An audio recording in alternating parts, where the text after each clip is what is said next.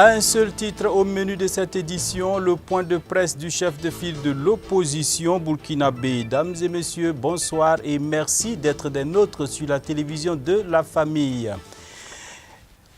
Eh bien, ce qu'il convient d'appeler le traditionnel conseil, sinon le traditionnel point de presse de l'opposition politique burkinabé a eu lieu encore ce jour, mardi 17 juillet 2018. Ce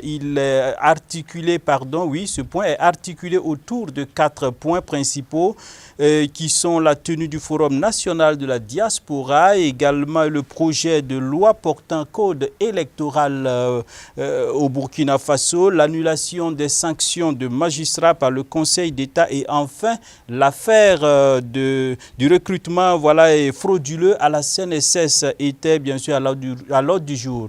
La rencontre a été animée par Maître Gilbert Ouedraogo et de l'ADF-RDA et Youmali Lompo du PN2S. Samuel Ouangré et Delphine Banissi y étaient et voici le reportage. Au siège du CEFOP ce mardi, il a été question de la tenue antérieure du Forum national de la diaspora, du projet de loi portant code électoral des Burkinabés vivant à l'étranger. En plus de ces 2 points, l'annulation des sanctions des magistrats par le Conseil d'État et l'évolution de l'affaire de recrutement douteux à la CNSS ont ainsi fait l'ordre du jour. Pour le président de l'ADF-RDA, le gouvernement doit travailler à la mise en place d'un cadre juridique afin d'assurer la protection des ressortissants burkinabés de l'extérieur. En outre, il dénonce un forcing dans le cadre des élections qu'il explique en ces termes. Sur le verso de cette carte, il est dit clairement que la carte consulaire a valeur de carte nationale d'identité burkinabé. Donc l'opposition ne comprend pas pourquoi aujourd'hui on veut repartir à la carte nationale d'identité burkinabé uniquement comme pièce de votation. Et nous avons dit que cela est important parce que l'histoire politique, en tout cas du Burkina, a montré que le plus souvent, le code électoral a été le fruit d'une concertation et d'un consensus entre l'opposition et la majorité, surtout sur le volet des pièces de votation. Et aujourd'hui, nous ne comprenons pas pourquoi on veut coûte que coûte passer cette loi au forceps. Et l'autre conférencier pour sa part de s'attarder sur la situation qui prévaut actuellement à la Caisse nationale de sécurité sociale où le directeur des ressources humaines a été démis de ses fonctions pour recrutement frauduleux. L'opposition par la voix du président du PNDS interpelle le Premier ministre Paul Kabatieba et tout son gouvernement afin que lumière soit faite sur cette affaire et que des cas similaires soient évités.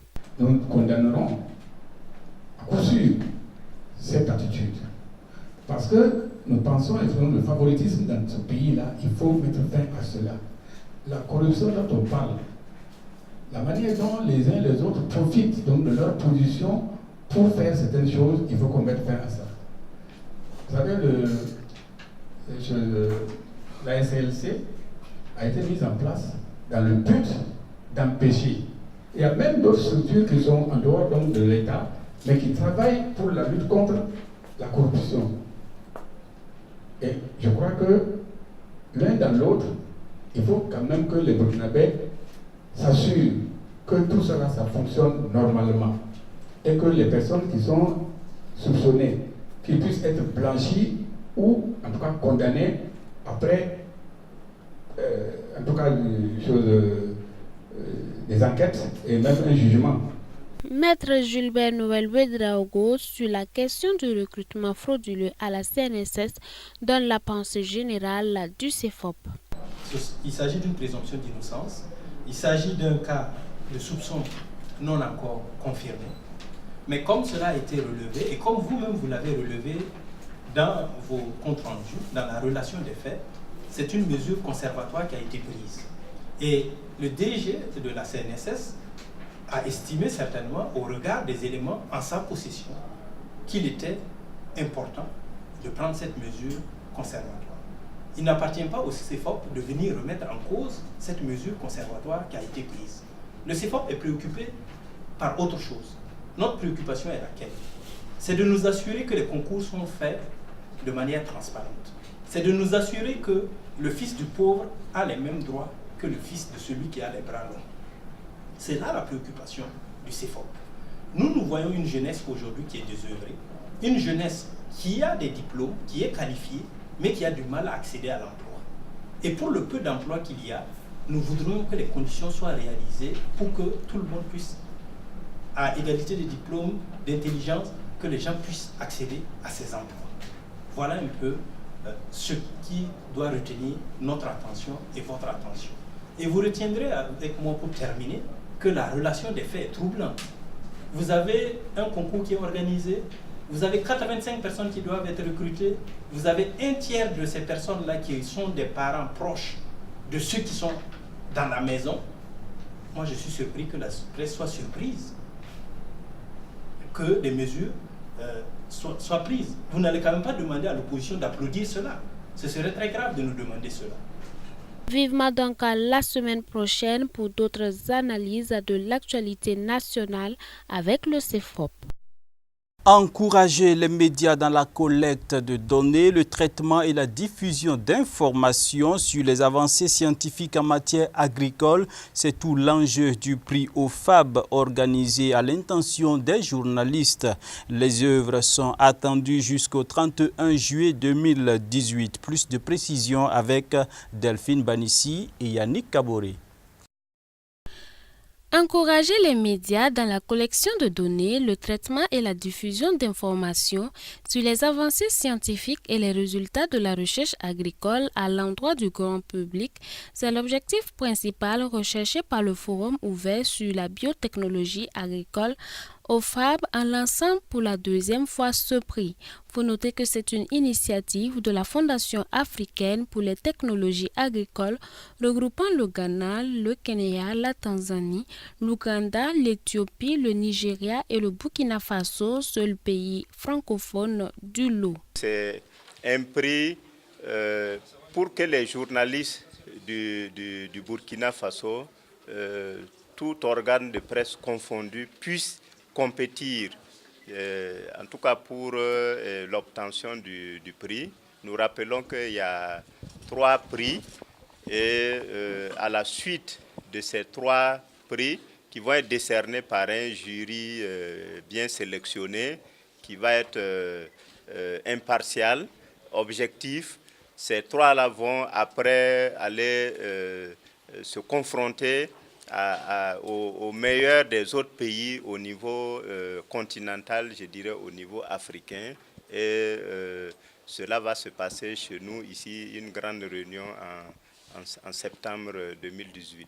Des critères de sélection et de dépôt, les membres du comité d'organisation énumèrent quelques-uns. On a dit qu'il faut que le journaliste, au niveau de son œuvre-là, tienne compte de l'apport des biotechnologies agricoles dans le développement même du Burkina Faso et de l'Afrique. Comment les biotechnologies agricoles peuvent contribuer à l'atteinte de la sécurité alimentaire et nutritionnelle au niveau du Burkina Faso. La deuxième édition du prix OFAB concerne des œuvres journalistiques, peu importe le genre, qui ont été publiées dans la période de juin 2017 à juillet 2018 dans un organe de presse national comme international. 500 000 francs plus un trophée pour le premier prix, 300 000 francs plus un trophée pour le second prix et 200 000 francs CFA plus un trophée pour le troisième prix. Entre l'Agence intergouvernementale panafricaine Eau et assainissement pour l'Afrique et la Fondation Ravi, il y a désormais un accord de partenariat de 5 ans.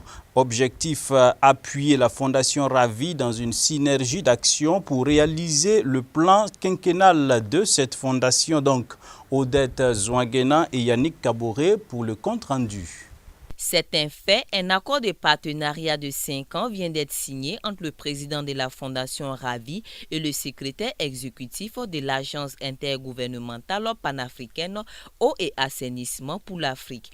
Une convention qui se matérialise par une synergie d'action des deux parties qui devait produire des solutions durables pour rendre viables et agréables les conditions de vie des jeunes et femmes burkinabés, voire même africains. À travers cette convention, nous attendons particulièrement dans le domaine de la transformation, pouvoir vraiment exploiter beaucoup plus profondément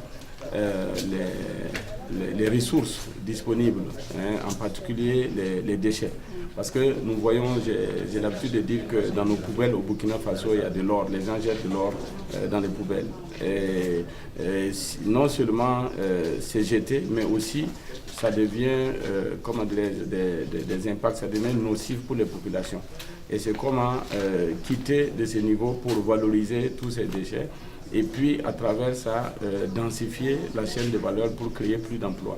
Et au niveau de l'eau également, la base, 80% des Burkinabés sont dans l'agriculture avec un impact seulement de 30% au PIB.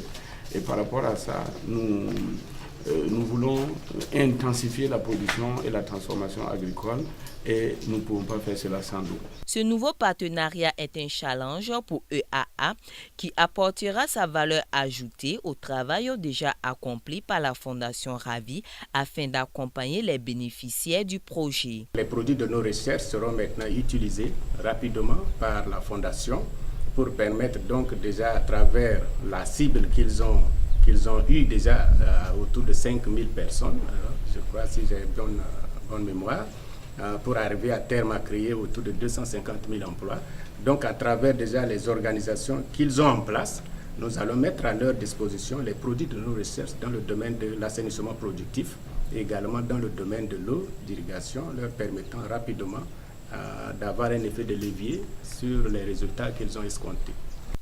Résorber alors le chômage au Faso est un défi que les deux parties comptent bien relever. Leurs synergies d'action se porteront sur le renforcement des capacités des agents des deux institutions dans le cadre de la mise en œuvre de programmes conjoints, sur le renforcement des capacités des jeunes et des femmes pour leur permettre de saisir les opportunités d'affaires et la conduite d'action, la valorisation, la diffusion, la mobilisation conjointe des ressources pour la mise en œuvre de programmes conjoints sur la base des approches éprouvées. Moment d'action de grâce à l'église des Assemblées de Dieu de Tanguin Barrage. L'événement est du groupe musical Alliance qui, à l'occasion, se dit reconnaissant à Dieu pour ses 30 ans d'existence. Le film avec Moïse Kinda.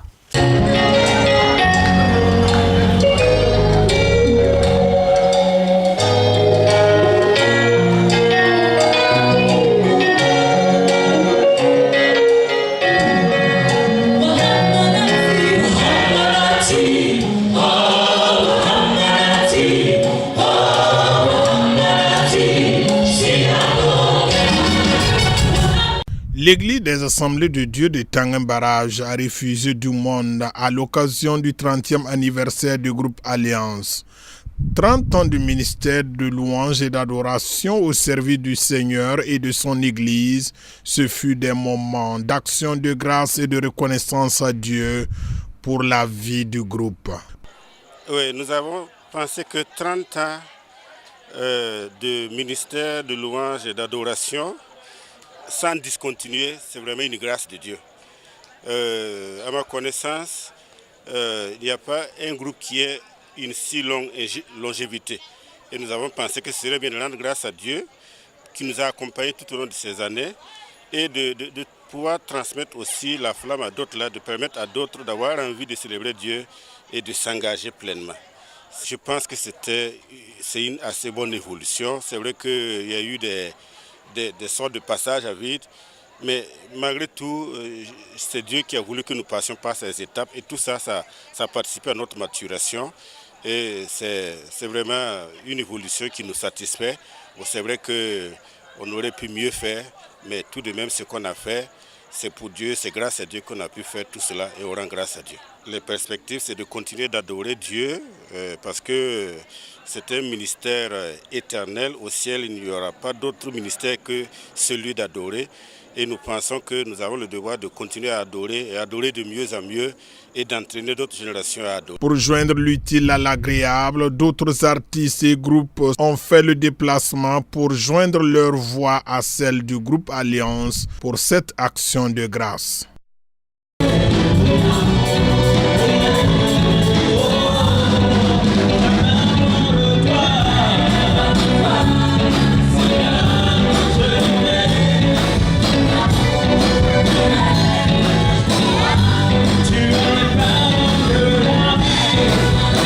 Les anciens membres du groupe s'en souviennent des débuts. D'une manière générale, je dois dire que le groupe a beaucoup évolué.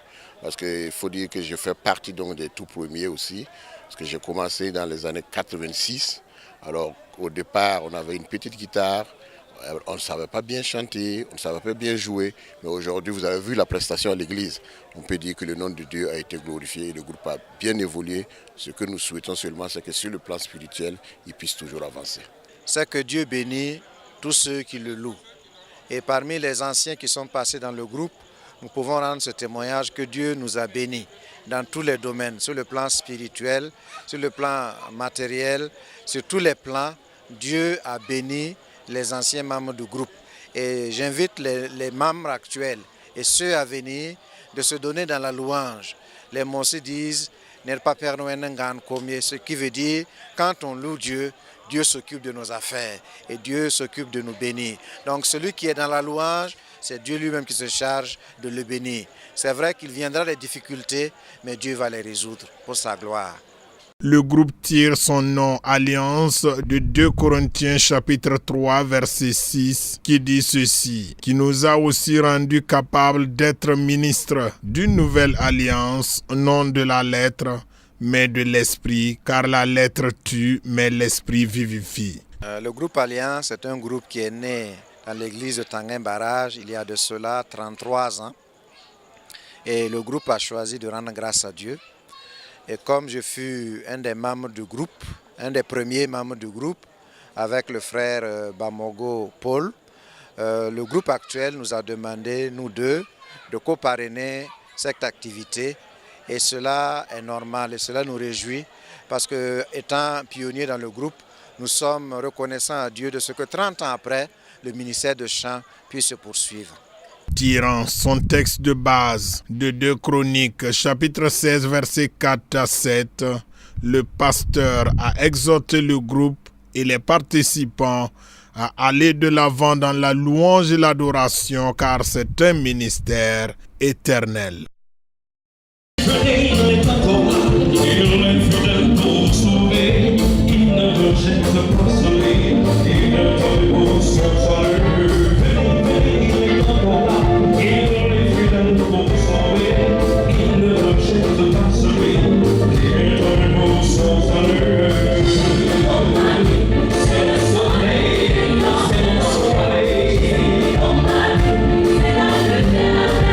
C'est tout pour cette session d'information. On se donne rendez-vous demain pour d'autres actualités. Bonsoir chez vous.